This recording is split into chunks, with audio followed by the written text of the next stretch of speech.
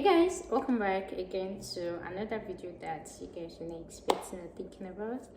Permit me to maintain some freshness. Thank you very much. So guys, in today's video I'm going to be talking about cheapest universities in Australia for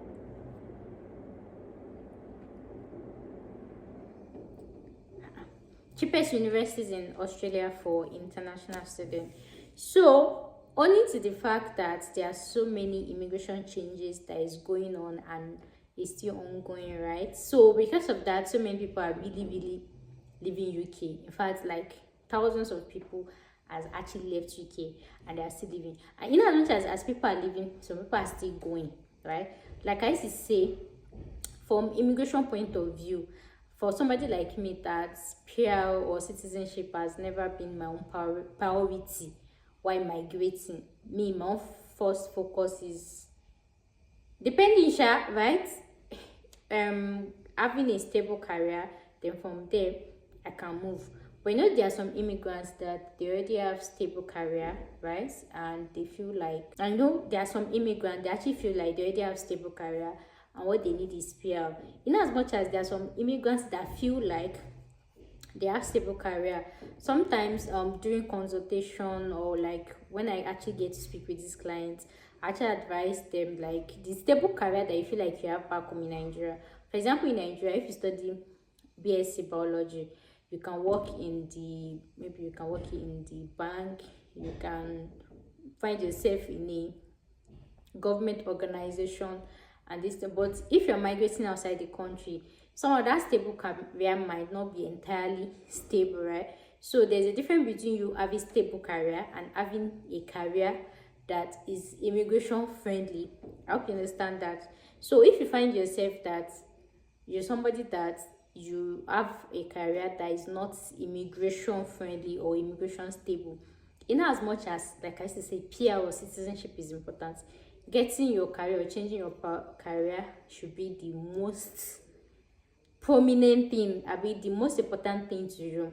But the thing is, some people actually some immigrants actually feel like, okay, we don't hear you, we want to change our career, but then we want a country where we say, as we change them, they change, enter permanent residency. And believe me, there is nothing bad in this option or in this alternative. There is nothing absolutely bad as long as you can afford it.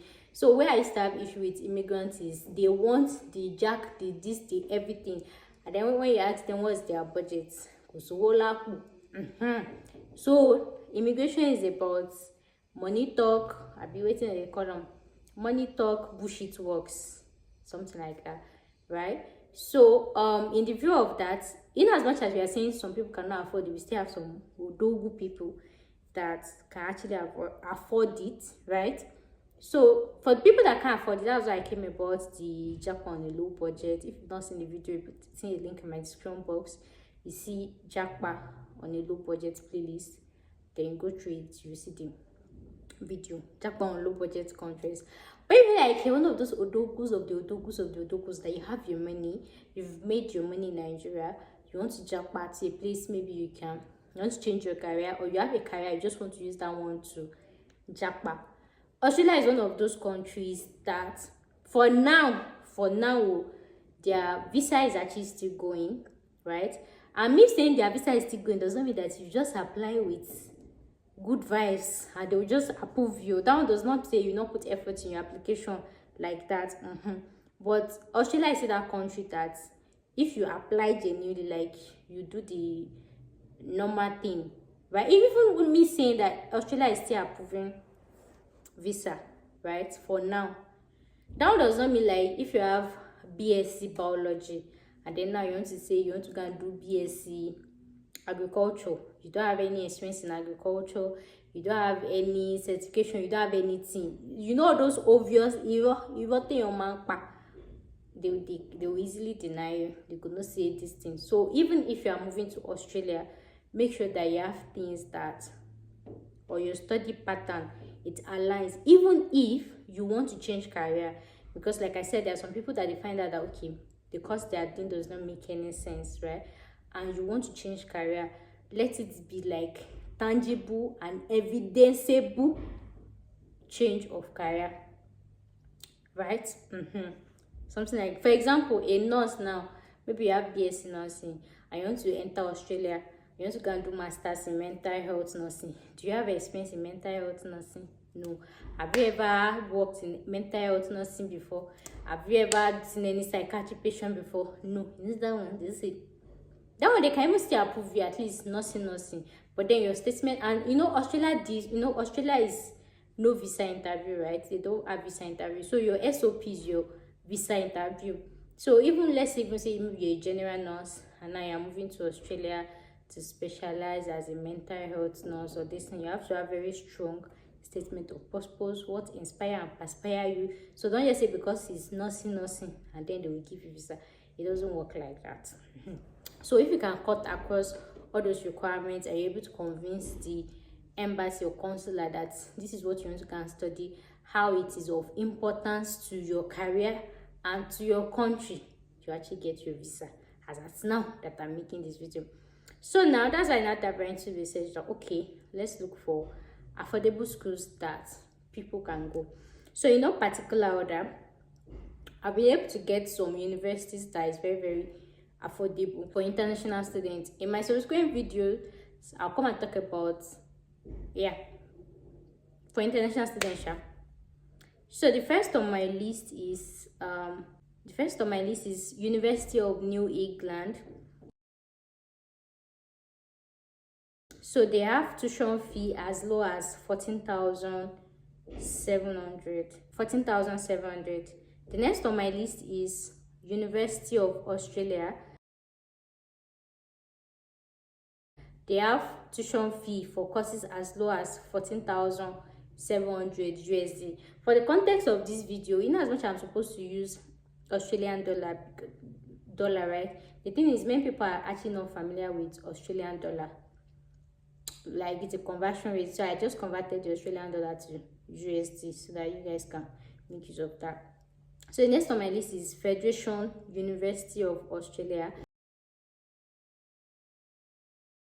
Their tuition fee is as low as 14,700, and so this one they have more of vocational courses and vocational training. The thing is, you can actually go to Australia to go and study vocational course, vocational training, but there is actually a perk to that.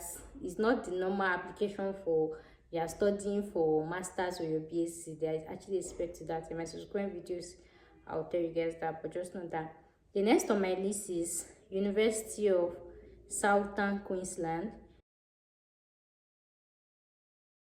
The tuition fee is, they have courses as low as 16,100 USD. The next on my list is University of Divinity.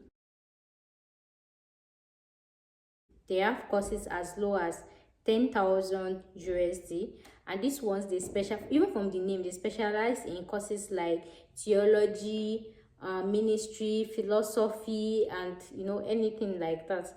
And that because of this fee now, some people now automatically want the pastor. Now I shall tell you the things that if you want to apply to this type of school, the things that you should look out for. The next on my list is Australian Catholic University. They have courses for as low as 16,700, right? The next on my list is University of Sunshine Coast. They have tuition fee for courses for as low as 16,700. The next on my list is Victoria University. They have courses for tuition fee as low as 18,800 USD. The next on my list is Central Queensland University. They have tuition fee as low as 7,400 USD. The next on my list is South Cross University. They have tuition fee as low as 17,400 USD.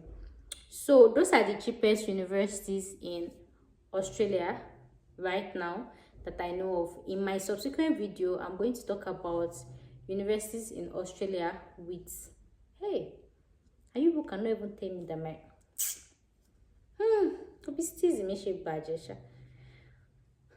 So in my subsequent videos, I'm going to make videos regarding universities in Australia with more flexible plan or installmental plan. In as much as you are applying to Australia itself, the visa requirement is one of the visa requirements is for you to pay a portion of your tuition fee. But then we have some schools that they are more flexible. So in my subsequent videos, I'm going to talk about that.